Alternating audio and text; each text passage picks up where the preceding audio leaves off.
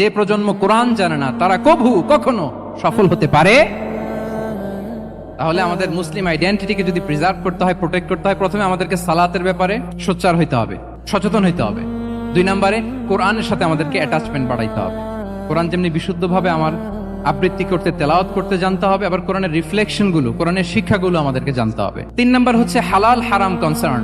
হালাল যদি আপনি মেনটেন না করেন, আপনার কোনো মুসলিম আইডেন্টিটি নাই। আল্লাহ বলছেন কুলু মিম্মা ফিল আরদি হালালান তাইয়্যিবা, এই জমিনে যেগুলোকে আমি হালাল করেছি এগুলো তোমরা কনজিউম করো। সম্মানিত শুধু খেয়াল রাখবেন, হালালের ভেতরেই বরকত আছে, হারামে কোনো বরকত নেই। হারামে আছে সাময়িক উত্তেজনা আর উন্মাদনা, কিন্তু হালাল এর ভেতরে আল্লাহ তাআলা বারাকা ঢুকিয়ে দিয়েছেন।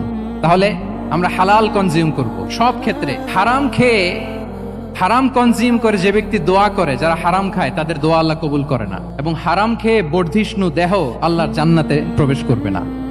লা ইয়াদখুলুল জান্নাতা জাসাদুন গুযিয়া বিল হারাম।